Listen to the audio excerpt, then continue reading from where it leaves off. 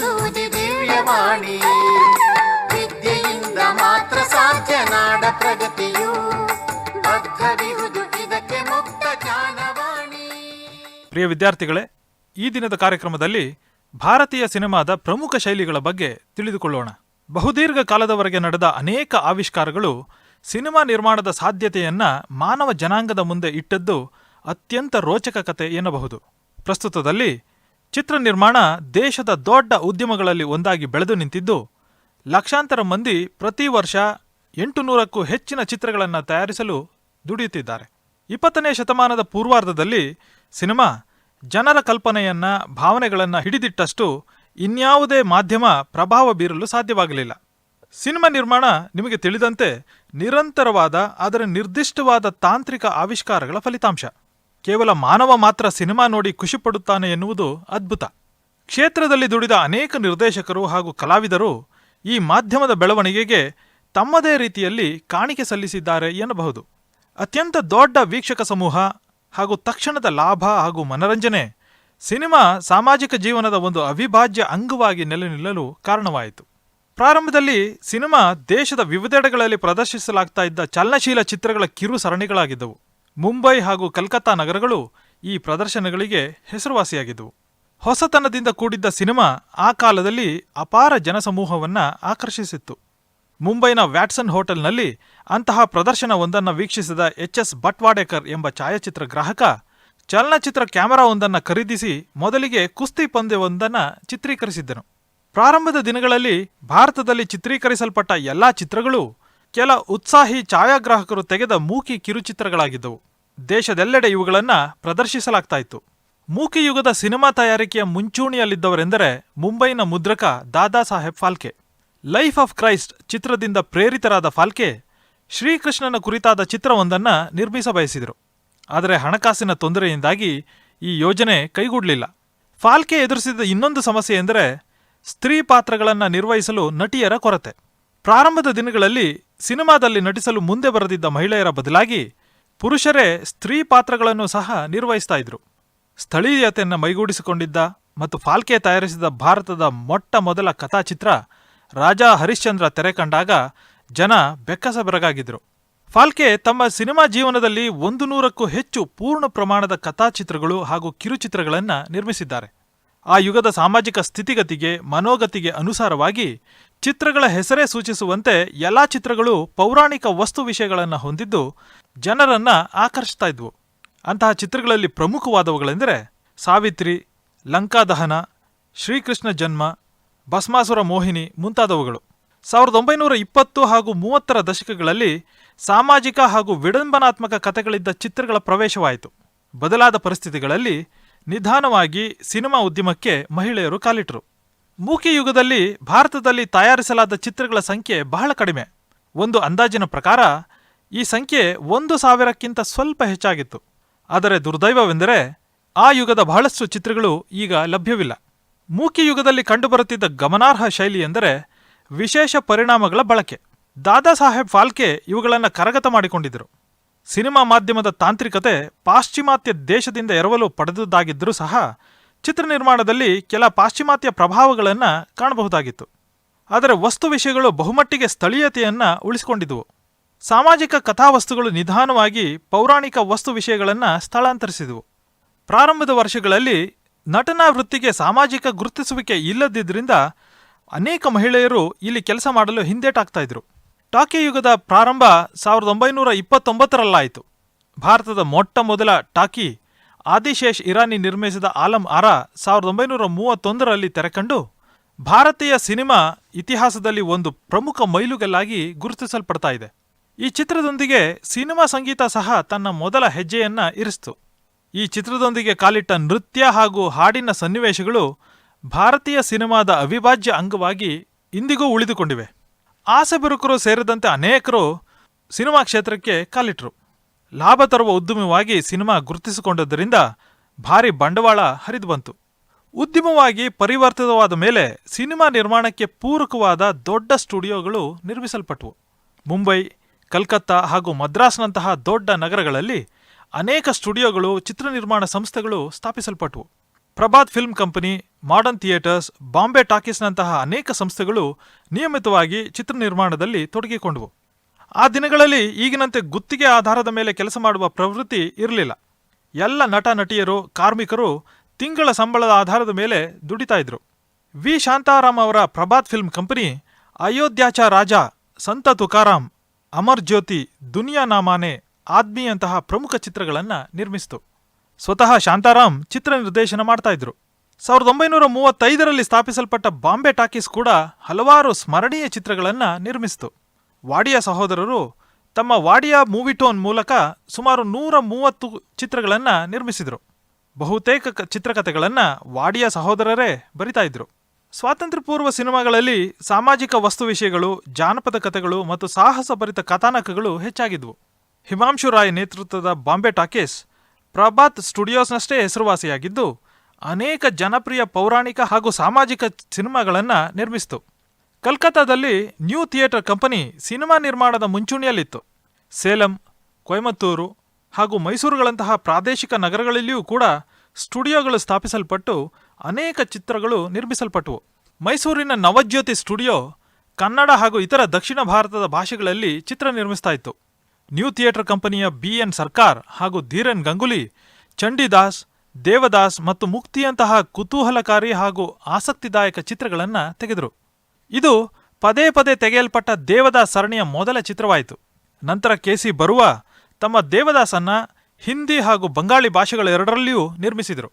ದಕ್ಷಿಣದ ಅಂದಿನ ಮದ್ರಾಸ್ ನಗರದಲ್ಲಿ ಮದ್ರಾಸ್ ಯುನೈಟೆಡ್ ಆರ್ಟಿಸ್ಟ್ ಕಾರ್ಪೊರೇಷನ್ನ K. ಸುಬ್ರಹ್ಮಣ್ಯಂ ತಮಿಳು, ತೆಲುಗು, ಮಲಯಾಳಂ ಭಾಷೆಗಳಲ್ಲದೆ ಹಿಂದಿಯಲ್ಲೂ ಸಹ ಚಿತ್ರ ನಿರ್ಮಿಸ್ತಾ ಇದ್ರು. ಇದೇ ಕಾಲಕ್ಕೆ ಸಿನಿಮಾ ಪತ್ರಿಕೋದ್ಯಮ ಕಾಲಿಟ್ಟಿತು. ಇದಕ್ಕೆ ಮುನ್ನ ಕೆಲ ಸಾಮಾನ್ಯ ಆಸಕ್ತಿಯ ನಿಯತಕಾಲಿಕೆಗಳಲ್ಲಿ ಸಿನಿಮಾ ಸುದ್ದಿ ಹಾಗೂ ವಿಮರ್ಶೆಗೆ ಅತ್ಯಲ್ಪವೆನಿಸುವಷ್ಟು ಸ್ಥಳವನ್ನು ಮೀಸಲಿಡಲಾಗಿತ್ತು. 1940ರ ದಶಕ ಎರಡನೇ ವಿಶ್ವ ಮಹಾಯುದ್ಧದ ತೀವ್ರ ಒತ್ತಡಕ್ಕೆ ಬಲಿಯಾಯಿತೆನ್ನಬಹುದು. ಈ ಮಹಾಯುದ್ಧ ಭಾರತೀಯ ಸಿನಿಮಾ ಉದ್ಯಮದ ಮೇಲೂ ತನ್ನದೇ ಆದಂತಹ ಪರಿಣಾಮವನ್ನು ಬೀರ್ತು. ದೊಡ್ಡ ಚಿತ್ರ ನಿರ್ಮಾಣ ಸಂಸ್ಥೆಗಳು ಭಾರಿ ನಷ್ಟವನ್ನ ಅನುಭವಿಸಿದ್ವು. ಹಲವಾರು ಸ್ಟುಡಿಯೋಗಳು ಮುಚ್ಚಲ್ಪಟ್ಟು ಸ್ಟುಡಿಯೋ ನಿರ್ಮಾಣ ವ್ಯವಸ್ಥೆಯೇ ಕುಸಿದು ಬಿತ್ತು. ವಿ ಶಾಂತಾರಾಮ್ ಪ್ರಭಾತ್ ಸ್ಟುಡಿಯೋದಿಂದ ಹೊರನಡೆದು ತನ್ನದೇ ಆದ ನಿರ್ಮಾಣ ಚಟುವಟಿಕೆಗಳಲ್ಲಿ ತೊಡಗಿಕೊಂಡ್ರು. ಇದೇ ರೀತಿ ಅನೇಕರು ವೈಯಕ್ತಿಕ ನಿರ್ಮಾಣಗಳೆಡೆಗೆ ವಾಲಿದರು. ಸ್ಟುಡಿಯೋ ವ್ಯವಸ್ಥೆಯ ಕುಸಿತ ಹಾಗೂ ಚಿತ್ರ ನಿರ್ಮಾಣವನ್ನು ನಿಯಂತ್ರಿಸುತ್ತಿದ್ದ ದೊಡ್ಡ ಕಂಪನಿಗಳ ನಷ್ಟ ಭಾರತೀಯ ಸಿನಿಮಾದಲ್ಲಿ ಹೊಸ ಶೈಲಿಗಳು ಉದಯಿಸಲು ಕಾರಣವಾದವು. ಸ್ವಾತಂತ್ರ್ಯ ನಂತರ ಮುಂಚೂಣಿಯಲ್ಲಿದ್ದವರೆಂದರೆ ವಿ ಶಾಂತಾರಾಮ್ ಹಾಗೂ ಮೆಹಬೂಬ್ ಖಾನ್. ಇವರು ಚಿತ್ರ ನಿರ್ಮಾಣ ಸಂಸ್ಥೆಗಳ ಹಿಡಿತದಿಂದ ಹೊರಬಂದು ತಮ್ಮದೇ ಚಿತ್ರ ನಿರ್ಮಾಣಕ್ಕೆ ತೊಡಗಿಕೊಂಡರು. KC ಬರುವ ಅವರ ಚಿತ್ರಗಳಿಗೆ ಛಾಯಾಗ್ರಹಣ ಮಾಡಿ ಬೆಳಕಿಗೆ ಬಂದ ಬಿಮಲ್ ರಾಯ್ ನಂತರ ದೋ ಬೀಗಾ ಜಮೀನ್ನಂತಹ ಸ್ಮರಣಾರ್ಹ ಚಿತ್ರಗಳನ್ನು ನೀಡಿದರು. ಈ ಅವಧಿಯಲ್ಲಿ ಕುಂದನ್ ಲಾಲ್ ಸೇಗಲ್ರಂಥ ಹೆಸರಾಂತ ಗಾಯಕರು ಜನಪ್ರಿಯಗೊಂಡರು. ಈ ಅವಧಿಯಲ್ಲಿ ಸಿನಿಮಾ ಸಂಗೀತದ ಮುಂಚೂಣಿಯಲ್ಲಿದ್ದವರೆಂದರೆ ಪಂಕಜ್ ಮಲಿಕ್ ಮತ್ತು KC ಡೇ. ಸ್ವಾತಂತ್ರ್ಯ ನಂತರದ ಪ್ರಾರಂಭದ ದಿನಗಳಲ್ಲಿ ತಾರಾ ವ್ಯವಸ್ಥೆ ನಿಧಾನವಾಗಿ ತಳವೂರಿತು. ಸಿನಿಮಾ ನಟರು, ಅದರಲ್ಲೂ ನಾಯಕ ನಟರು, ಸಿನಿಮಾ ನೋಡುಗರನ್ನ ಆಕರ್ಷಿಸುವ ನಿಟ್ಟಿನಲ್ಲಿ ನಿರ್ದೇಶಕರನ್ನ ಪಕ್ಕಕ್ಕೆ ಸರಿಸಿದರು. ನಟರು ಸಿನಿಮಾದಲ್ಲಿ ನೆಲೆಗೊಳ್ಳುತ್ತಿದ್ದಂತೆ ನಿರ್ದೇಶಕರು ಮಹತ್ವ ಕಳೆದುಕೊಳ್ಳಲಾರಂಭಿಸಿದರು. ನಿರ್ಮಾಣದ ಪ್ರತಿಯೊಂದು ಹಂತಗಳಲ್ಲಿಯೂ ಪ್ರತಿಯೊಂದು ವಿಷಯಗಳಲ್ಲಿಯೂ ನಟರ ಮೂಗು ತೂರಿಸುವಿಕೆ ಬೆಳೆದು ನಿಂತಿತು. ಜನಪ್ರಿಯತೆ ಬೆಳೆದಂತೆ ನಟರ ನಡವಳಿಕೆಗಳು ಕೂಡ ಬದಲಾಗತೊಡಗಿದವು. ಅಶೋಕ್ ಕುಮಾರ್, ಜಯರಾಜ್, ದಿಲೀಪ್ ಕುಮಾರ್, ರಾಜ್ ಕಪೂರ್, ನರ್ಗೀಸ್, ನಾದಿರಾ ಮುಂತಾದವರನ್ನ ಇಲ್ಲಿ ಹೆಸರಿಸಬಹುದು. ಆದರೆ ನಟಿಯರು ಕೊಂಚ ಮಟ್ಟಿನ ಕಡಿಮೆ ತಾರಮೌಲ್ಯವನ್ನು ಹೊಂದಿದ್ರು. ಚಿತ್ರವೊಂದರ ಯಶಸ್ಸು ಮತ್ತೆ ಅಂತಹುದೇ ಚಿತ್ರವನ್ನು ತೆಗೆಯಲು ಪ್ರೇರೇಪಿಸ್ತಾ ಇತ್ತು. ನಿರ್ಮಾಪಕರು ಯಶಸ್ಸಿನ ಸೂತ್ರವನ್ನು ಭದ್ರವಾಗಿಟ್ಟುಕೊಂಡು ಚಿತ್ರ ತೆಗೆಯಲು ಮುಗಿಬೀಳ್ತಾ ಇದ್ರು. ಈ ರೀತಿಯ ಬೆಳವಣಿಗೆಗಳು ಸೂತ್ರಬದ್ಧ ಸಿನಿಮಾಗಳಿಗೆ ದಾರಿ ಮಾಡಿಕೊಟ್ವು. ಆಗ ನೆಲೆಗೊಂಡ ಈ ಸೂತ್ರಬದ್ಧ ಸಿನಿಮಾ ಶೈಲಿ ಇಂದಿಗೂ ಚಿತ್ರ ನಿರ್ಮಾಣದಲ್ಲಿ ಬಂಡವಾಳ ಹೂಡುವ ಮಂದಿಗೆ ಮಾರ್ಗದರ್ಶಕ ತತ್ವವಾಗಿರುವುದನ್ನು ನಾವು ಕಾಣಬಹುದು. ತಾವು ಹೂಡುವ ಬಂಡವಾಳದ ಅನೇಕ ಪಟ್ಟು ಹಣವನ್ನು ಬಾಚಿಕೊಳ್ಳುವ ಉದ್ದೇಶವಿರುವ ನಿರ್ಮಾಪಕರು ಯಶಸ್ಸಿನ ಸೂತ್ರದ ಗುಂಗಿನಲ್ಲೇ ಇರ್ತಾರೆ. ಕೆಲ ಸಣ್ಣ ಪುಟ್ಟ ಬದಲಾವಣೆಗಳನ್ನು ಹೊರತುಪಡಿಸಿ ಅವರು ತೆಗೆಯುವ ಪಡಿಯಚ್ಚುಗಳು ಸೃಜನಾತ್ಮಕ ಚಿತ್ರ ನಿರ್ಮಾಣಕ್ಕಿಂತ ಸುಲಭ ಎನ್ನುವುದು ಸೂತ್ರಬದ್ಧ ಸಿನಿಮಾಗಳನ್ನು ತೆಗೆಯಲು ಇರುವ ಇನ್ನೊಂದು ಮಹತ್ವದ ಕಾರಣ. ಸಾರ್ವಜನಿಕ ಆರ್ಥಿಕ ಸಂಪನ್ಮೂಲ ಕ್ರೋಢೀಕರಣ ಪ್ರಕ್ರಿಯೆ ಮೇಲಿರುವ ಗಡಸು ಕಟ್ಟಳೆಗಳು ಹಾಗೂ ಖಾಸಗಿ ಬಂಡವಾಳ ಹೂಡಿಕೆದಾರರಿಗೆ ನಿರ್ಮಾಪಕರ ಮೇಲಿರುವ ಹಿಡಿತದಿಂದಾಗಿ ಸಿನಿಮಾ ಉದ್ಯಮಕ್ಕೆ ಹೇರಳವಾಗಿ ಕಪ್ಪು ಹಣ ಹರಿದು ಬರಲು ಸಾಧ್ಯವಾಯಿತು. ಸುಲಭದ ಬಂಡವಾಳ, ಕನಿಷ್ಠ ಕಾನೂನು ತೊಡಕುಗಳಿಂದಾಗಿ ಸಾಲದ ಮೇಲಿನ ಬಡ್ಡಿ ಹೆಚ್ಚಾದರೂ ಕೂಡ ಚಿತ್ರ ನಿರ್ಮಾಪಕರು ಹಣ ಹೂಡುವವರ ಕಪ್ಪು ತೈಲಿಗೆ ಬಲಿಬಿದ್ದರು. ಈ ರೀತಿಯ ಪರಿಸ್ಥಿತಿ ಹಿಂದಿ ಚಿತ್ರರಂಗವಲ್ಲದೆ ಇತರ ಪ್ರಾದೇಶಿಕ ಚಿತ್ರೋದ್ಯಮದಲ್ಲೂ ಬೇರ್ಬಿಟ್ಟಿದೆ. ಆ ದಿನಗಳಲ್ಲಿ ಗಲ್ಲಾಪೆಟ್ಟಿಗೆಯಲ್ಲಿ ಯಶಸ್ವಿಯಾದ ಅನೇಕ ಚಿತ್ರಗಳನ್ನು ಶಾಂತಾರಾಮ್, ಸೊಹ್ರಾಬ್ ಮೋದಿ ಹಾಗೂ ಮೆಹಬೂಬ್ ಖಾನ್ ನಿರ್ಮಿಸಿದರು. ಶಾಂತಾರಾಮ್ ಕೆ.ಎ. ಅಬ್ಬಾಸ್ ಜೊತೆಗೂಡಿ ಡಾಕ್ಟರ್ ಕೋಟ್ನೀಸ್ ಕಿ ಅಮರ್ ಕಹಾನಿ, ಧರ್ತಿ ಕೆ ಲಾಲ್ನಂತಹ ಚಿತ್ರಗಳನ್ನು ತೆಗೆದರು. ಸೊಹ್ರಾಬ್ ಮೋದಿಯ ಪುಕಾರ್, ಮೆಹಬೂಬ್ ಖಾನ್ರ ಮದರ್ ಇಂಡಿಯಾ, ಔರತ್, ಬಹನ್, ರೋಟಿಯಂತಹ ಚಿತ್ರಗಳು ಭಾರಿ ಯಶಸ್ಸನ್ನು ಗಳಿಸಿದವು. ಜಮಿನಿ ಸ್ಟುಡಿಯೋ ತಮಿಳು ಭಾಷೆಯಲ್ಲಿ ತಯಾರಿಸಿದ ಚಂದ್ರಲೇಖ ಅಭೂತಪೂರ್ವ ಯಶಸ್ಸನ್ನು ಗಳಿಸಿತು. 1954ರಲ್ಲಿ ಸತ್ಯಜಿತ್ ರಾಯ್ ನಿರ್ದೇಶಕ ನಿರ್ಮಾಪಕನಾಗಿ ಬೆಳಕಿಗೆ ಬಂದರು. 1950ರ ದಶಕದಲ್ಲಿ ವರ್ಣಚಿತ್ರಗಳ ನಿರ್ಮಾಣ ಪ್ರಾರಂಭವಾಯಿತು. 1953ರಲ್ಲಿ ನಿರ್ಮಿಸಲ್ಪಟ್ಟ ಸೊಹ್ರಾಬ್ ಮೋದಿಯವರ ಝಾನ್ಸಿ ಕಿ ರಾಣಿ ಭಾರತದ ಮೊದಲ ವರ್ಣಚಿತ್ರ ಎಂಬ ಹೆಗ್ಗಳಿಕೆ ಪಡೆದರೂ ಆರ್ಥಿಕವಾಗಿ ಅಷ್ಟೇನು ಯಶಸ್ಸನ್ನು ಗಳಿಸಲಿಲ್ಲ. ಆದರೆ ಈ ಚಿತ್ರದಿಂದ ವರ್ಣಚಿತ್ರಗಳ ತಯಾರಿಕೆಗೆ ಒಲವು ಕಾಣಿಸಲಾರಂಭಿಸಿತು. ನಂತರ ಗುರುದತ್ ಹಾಗೂ ರಾಜ್ ಕಪೂರ್ ಅವರ ಆಗಮನ ಭಾರತೀಯ ಸಿನಿಮಾದ ದಿಕ್ಕನ್ನ ಬದಲಿಸಿತು. ದೇವಾನಂದ್ ಹೊಸತನ ತಂದರು. ರಾಜ್ ಕಪೂರ್ ಹಾಗೂ ದೇವಾನಂದ್ ಇಬ್ಬರು ತಮ್ಮದೇ ಸಂಸ್ಥೆಯಡಿ ಚಿತ್ರಗಳನ್ನು ನಿರ್ಮಿಸ್ತಾ ಇದ್ರು. ಗುರುದತ್ತರ ಸಿನಿಮಾಗಳಲ್ಲಿ ದುಃಖ, ನೋವು ಹಾಗೂ ನಿರಾಸೆ ಅದ್ಭುತವಾಗಿ ಬಿಂಬಿಸಲ್ಪಟ್ಟವು. ಸೂತ್ರಬದ್ಧ ಸಿನಿಮಾ ತಳವೂರದಂತೆ ವ್ಯಾಪಾರಿ ಸೂತ್ರಗಳು ಹೀಗೇ ಇರಬೇಕೆನ್ನುವ ಕಲ್ಪನೆ ಬಲವಾಗ್ತಾ ಹೋಯಿತು. ಒಂದೇ ರೂಪ ಹಾಗೂ ವಸ್ತು ವಿಷಯಗಳು ಸಿನಿಮಾ ನಿರ್ಮಾಣದ ಅವಿಭಾಜ್ಯ ಅಂಗಗಳಾದವು. ರಾಜ್ ಕಪೂರ್ ಮತ್ತು ದೇವಾನಂದ್ ಈ ಇಬ್ಬರು ಪ್ರೀತಿ ಪ್ರೇಮಗಳನ್ನಾಧರಿಸಿದ ಕತೆಗಳ ಚಿತ್ರಗಳನ್ನು ಬಹುವಾಗಿ ನಿರ್ಮಿಸಿದರು. ಮುಘಲ್-ಎ ಆಜಂನೊಂದಿಗೆ 60ರ ದಶಕ ಪ್ರಾರಂಭವಾಯಿತು. ಮನಸೆಳೆಯುವ ಸೆಟ್ಗಳು, ದುಬಾರಿ ವೇಷಭೂಷಣ, ಆಕರ್ಷಕ ಹಾಗೂ ದೂರದ ಸ್ಥಳಗಳಲ್ಲಿ ಚಿತ್ರೀಕರಣ ಹಾಗೂ ಶಕ್ತಿಯುತ ಸಂಭಾಷಣೆಗಳು ಚಿತ್ರ ನಿರ್ಮಾಣವನ್ನ ಇನ್ನೊಂದು ಸ್ತರಕ್ಕೆ ಒಯ್ದರೂ ದುಂದು ವೆಚ್ಚಕ್ಕೆ ಇದು ದಾರಿ ಮಾಡಿತು.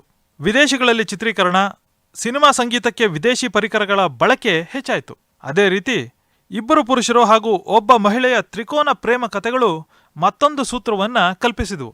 ಭಾರತದ ಸಿನಿಮಾ ಚರಿತ್ರೆಯಲ್ಲಿ 70ರ ದಶಕ ಅತ್ಯಂತ ಮಹತ್ವಪೂರ್ಣ ಸಮಯ. ಏಕೆಂದರೆ ಈ ದಶಕದಲ್ಲಿ ಪ್ರಾದೇಶಿಕ ಸಿನಿಮಾ ಬಲಗೊಂಡು ಅನೇಕ ಸತ್ವಯುತ ನಿರ್ದೇಶಕರು ಮುಂಚೂಣಿಗೆ ಬಂದರು.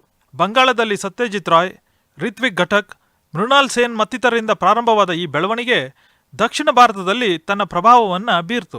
ಅದರಲ್ಲೂ ಕರ್ನಾಟಕ ಹಾಗೂ ಕೇರಳ ರಾಜ್ಯಗಳಲ್ಲಿ ಸದಭಿರುಚಿಯ ಚಿತ್ರಗಳಿಗೆ ಭಾರೀ ಜನಮನ್ನಣೆ ಸಿಕ್ತು. ಪ್ರಸ್ತುತದಲ್ಲಿ ಉಳಿದೆಲ್ಲ ರಾಜ್ಯಗಳಿಗಿಂತ ಕರ್ನಾಟಕ ಹೊಸ ಅಲೆಯ ಚಿತ್ರಗಳನ್ನು ನೀಡುವಲ್ಲಿ ಮುಂಚೂಣಿಯಲ್ಲಿದೆ. ಗಿರೀಶ್ ಕಾರ್ನಾಡ್, ಕಣಗಾಲ್ ಪುಟ್ಟಣ್ಣ, ಗಿರೀಶ್ ಕಾಸರವಳ್ಳಿ, ಲಂಕೇಶ್, ಪ್ರೇಮಾ ಕಾರಂತ್, ಬಿ.ವಿ. ಕಾರಂತ್, ಶ್ಯಾಮ್ ಬೆನಗಲ್, ನಾಗಾಭರಣ, ಎಂ.ಎಸ್. ಸತ್ಯು ಮುಂತಾದವರು ಕರ್ನಾಟಕದ ಸಿನಿಮಾ ಪರಂಪರೆಗೆ ಹೊಸತನ ನೀಡಿದವರಲ್ಲಿ ಪ್ರಮುಖರು. ಅಲ್ಲದೆ ಎನ್ ಲಕ್ಷ್ಮೀನಾರಾಯಣರಂತರೂ ಸಹ ತಮ್ಮ ಸಿನಿಮಾಗಳ ಮೂಲಕ ಭಿನ್ನ ಶೈಲಿಗಳನ್ನು ರೂಪಿಸಲು ಪ್ರಯತ್ನಿಸಿದರು. ಕರ್ನಾಟಕ ಹಾಗೂ ಕೇರಳ ರಾಜ್ಯಗಳಲ್ಲದೆ ತಮಿಳುನಾಡು ಹಾಗೂ ಆಂಧ್ರಪ್ರದೇಶಗಳು ಸೂತ್ರಬದ್ಧ ಸಿನಿಮಾ ತಯಾರಿಕೆಯಲ್ಲಿ ಮುಂದಿವೆ. ನಂತರದ ಸ್ಥಾನ ಮಹಾರಾಷ್ಟ್ರದ್ದು. ವಿಶೇಷವಾಗಿ ತಮಿಳುನಾಡು ಹಾಗೂ ಆಂಧ್ರಪ್ರದೇಶಗಳಲ್ಲಿ ಸಿನಿಮಾ ವೀಕ್ಷಣೆ ಒಂದು ಜೀವನ ಶೈಲಿಯಾಗಿ ಗುರುತಿಸಲ್ಪಡುತ್ತದೆ. ಸಿನಿಮಾಕ್ಕಿರುವ ಭವಿಷ್ಯ ಅಪರಿಮಿತವಾದದ್ದು. ಹಾಗೆಯೇ ಅದರ ಪ್ರಭಾವ ಹಾಗೂ ಪರಿಣಾಮಗಳೂ ಕೂಡ. ಸಿನಿಮಾದ ಸಹ ಉತ್ಪನ್ನಗಳಾದ ಸಿನಿಮಾ ಹಾಡುಗಳು ಸರ್ವವ್ಯಾಪಿ. ಇತರ ಮಾಧ್ಯಮಗಳಾದ ಬಾನುಲಿ ಹಾಗೂ ಟೆಲಿವಿಷನ್ನಲ್ಲಿ ಇವು ಮಹತ್ವದ ಪಾತ್ರವನ್ನು ನಿರ್ವಹಿಸುತ್ತವೆ. ಸ್ವಾತಂತ್ರ್ಯ ಗಳಿಕೆಯ ಮುನ್ನ ಭಾರತೀಯ ಸಿನಿಮಾ ಹೊತ್ತುಕೊಂಡಿದ್ದ ಸಾಮಾಜಿಕ ಜವಾಬ್ದಾರಿ 1947ರ ನಂತರ ಅದರ ಲವಲೇಶವೂ ಇಲ್ಲವದಂತೆ ಮಾಯವಾಯಿತು. ಕೇವಲ ಹಣಗಳಿಕೆಯೊಂದೇ ಸಿನಿಮಾ ನಿರ್ಮಾಣದ ಧ್ಯೇಯವಾಯಿತು.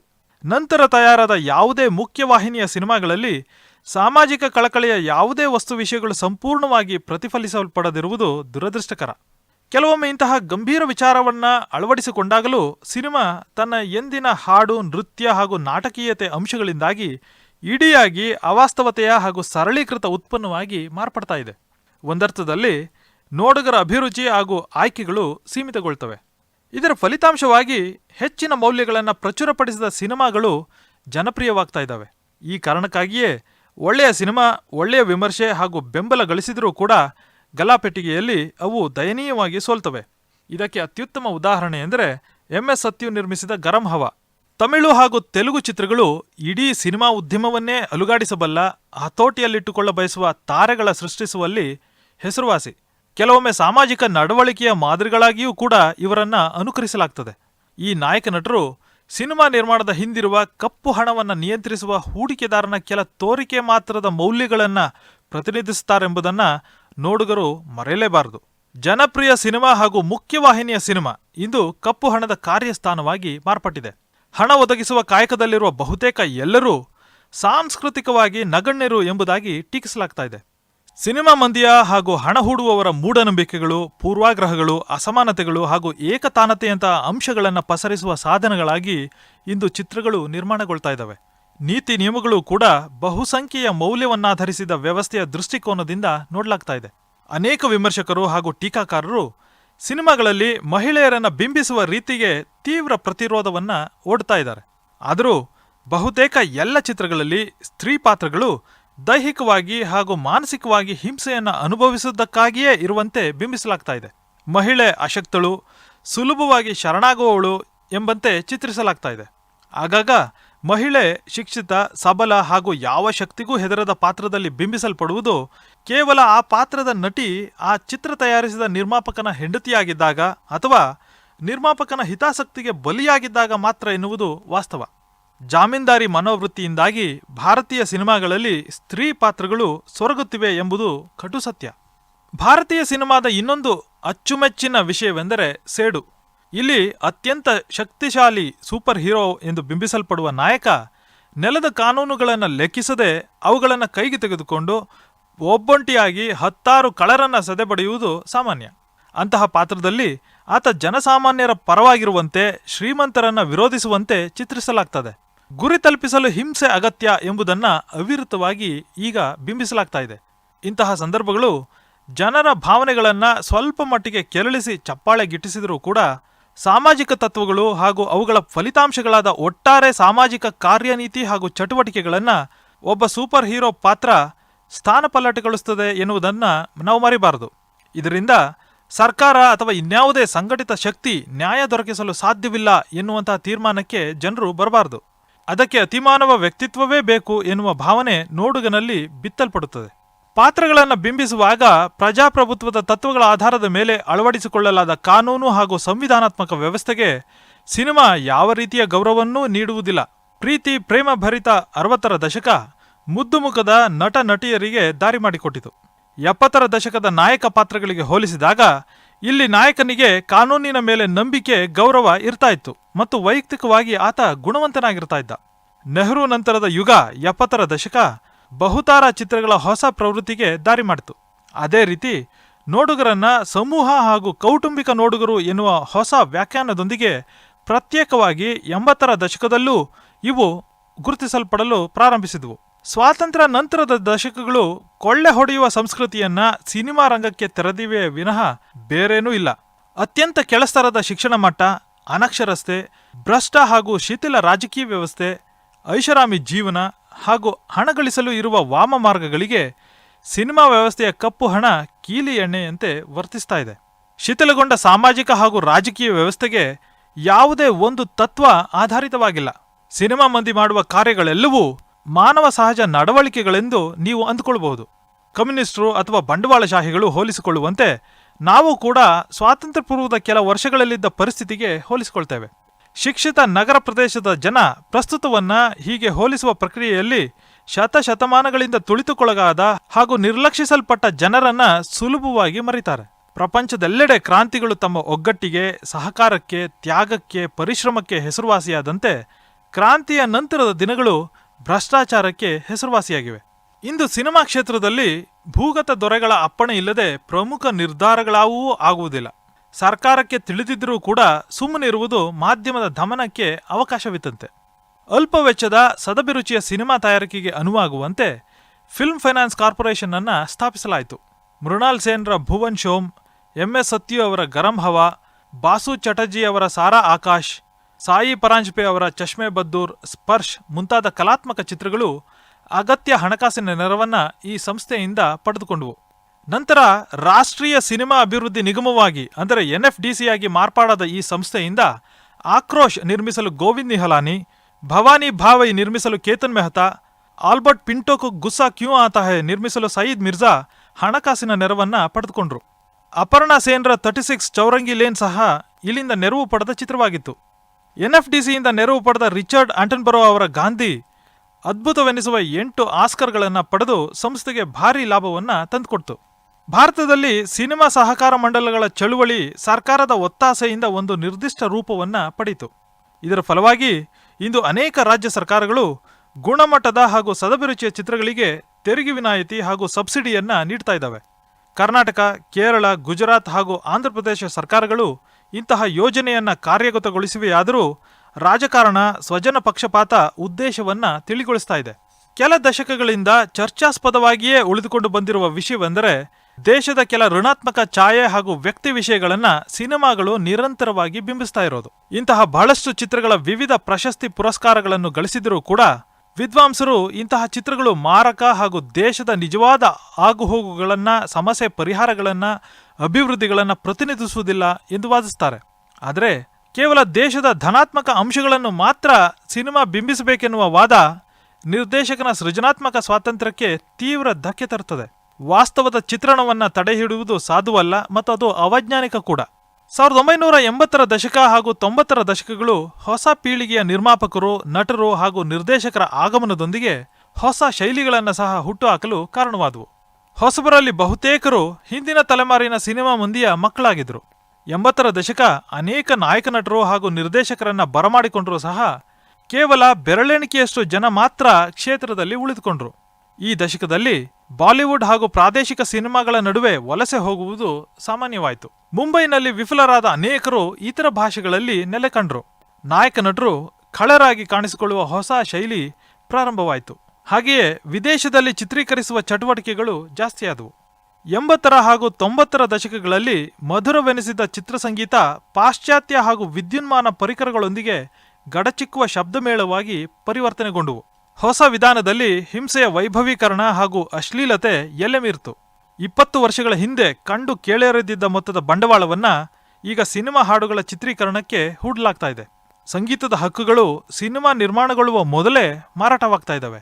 ಪರಿಸ್ಥಿತಿ ಯಾವ ಮಟ್ಟಕ್ಕೆ ಹದಗೆಟ್ಟಿದೆಯೆಂದರೆ, ಮೊದಲು ಹಾಡುಗಳನ್ನು ಚಿತ್ರೀಕರಿಸಿ ಬಿಡುಗಡೆ ಮಾಡಲಾಗ್ತಾ ಇದ್ದು, ಹಣ ಗಳಿಕೆಯಲ್ಲಿ ಅವು ಯಶಗಳಿಸಿದರೆ ಮಾತ್ರ ಚಿತ್ರ ನಿರ್ಮಾಣ ಎನ್ನುವಂತಾಗಿದೆ. ಹೆಚ್ಚು ಹೆಚ್ಚು ಬಹುರಾಷ್ಟ್ರೀಯ ಕಂಪನಿಗಳು ಭಾರತದ ವಿಸ್ತಾರವಾದ ಮಾರುಕಟ್ಟೆಯನ್ನು ಗಮನಿಸಿ ಸಿನಿಮಾ ಮಾಧ್ಯಮದ ಮೂಲಕ ಪರೋಕ್ಷ ಜಾಹೀರಾತಿಗೆ ಮುಗಿಬಿದ್ದಿವೆ. ಸಾಮಾಜಿಕ ಹಾಗೂ ಸಾರ್ವಜನಿಕ ಒಗ್ಗೂಡುವಿಕೆಗಳಲ್ಲಿ ಸಿನಿಮಾ ನಟ ನಟಿಯರ ಭಾಗವಹಿಸುವಿಕೆ ಅವರನ್ನು ಹೆಚ್ಚು ಜನಪ್ರಿಯರನ್ನಾಗಿ ಮಾಡ್ತಾ ಇದೆ. ಉಪಗ್ರಹ ವಾಹಿನಿಗಳು ಕೂಡ ಇಂತಹ ದೊಡ್ಡ ಸಮಾರಂಭಗಳನ್ನು ಏರ್ಪಡಿಸಿ ನೇರ ಪ್ರಸಾರವನ್ನ ಮಾಡ್ತಾ ಇದ್ದಾವೆ. ಭಾರತೀಯ ಸಿನಿಮಾ ಉದ್ಯಮ ಅತ್ಯಂತ ಬೃಹತ್ ಹಾಗೂ ಸಂಕೀರ್ಣ ಹಾಗೂ ತೋರ್ಕೆಯ ಉದ್ಯಮವೆಂದು ಪ್ರಖ್ಯಾತವಾಗಿದೆ. ಪ್ರತಿ ವರ್ಷ ನೂರಾರು ಕೋಟಿ ರೂಪಾಯಿಗಳ ವಹಿವಾಟು ಹೊಂದಿದ್ದು, ಲಕ್ಷಾಂತರ ಮಂದಿ ಜೀವನ ನಿರ್ವಹಣೆಗೆ ಈ ಉದ್ಯಮವನ್ನ ಅವಲಂಬಿಸಿದ್ದಾರೆ. ಆದರೆ ಇತ್ತೀಚಿನ ದಿನಗಳಲ್ಲಿ ಕ್ಷೀಣಿಸ್ತಾ ಇರೋ ಗುಣಮಟ್ಟ ಸಿನಿಮಾ ವಿಶ್ಲೇಷಕರನ್ನ ಕಂಗೆಡಿಸಿದೆ. ಮಸಾಲೆ ಚಿತ್ರಗಳು ಮೇಲುಗೈ ಸಾಧಿಸುತ್ತಿರುವ ಈ ಕಾಲಮಾನ ಬದಲಾಗ್ತದೆ ಎಂಬ ಆಶಯ ಸದಭಿರುಚಿಯ ಚಿತ್ರಪ್ರೇಮಿಗಳದ್ದು. ಮಸಾಲೆ ಚಿತ್ರಗಳು ಮೇಲುಗೈ ಸಾಧಿಸಿರುವ ಈ ಕಾಲಮಾನ ಬದಲಾಗ್ತದೆ ಎಂಬುದು ಸದಭಿರುಚಿಯ ಚಿತ್ರಪ್ರೇಮಿಗಳದ್ದು. ಆದರೆ ಅದು ಕೈಗೂಡುವುದು ಸದ್ಯದ ಪರಿಸ್ಥಿತಿಯಲ್ಲಿ ಸಾಧ್ಯವಿಲ್ಲ. ಪ್ರಿಯ ವಿದ್ಯಾರ್ಥಿಗಳೇ, ಇದುವರೆಗೂ ನೀವು ಭಾರತೀಯ ಸಿನಿಮಾದ ಪ್ರಮುಖ ಶೈಲಿಗಳ ಬಗ್ಗೆ ತಿಳಿದುಕೊಂಡಿರಿ. ಮುಂದಿನ ಕಾರ್ಯಕ್ರಮದಲ್ಲಿ ಸಿನಿಮಾ ನಿರ್ಮಾಣದ ಬಗ್ಗೆ ತಿಳಿದುಕೊಳ್ಳೋಣ. ನಮಸ್ಕಾರ. ಭವ್ಯ ರಾಷ್ಟ್ರದ ನಿರ್ಮಾಣ ಜ್ಞಾನವಾಣಿಯ ಸಂಕಲ್ಪ. ಭವ್ಯ ರಾಷ್ಟ್ರದ ನಿರ್ಮಾಣ ಜ್ಞಾನವಾಣಿಯ ಸಂಕಲ್ಪ. ಜ್ಞಾನವಾಣಿಯ ಸಂಕಲ್ಪ.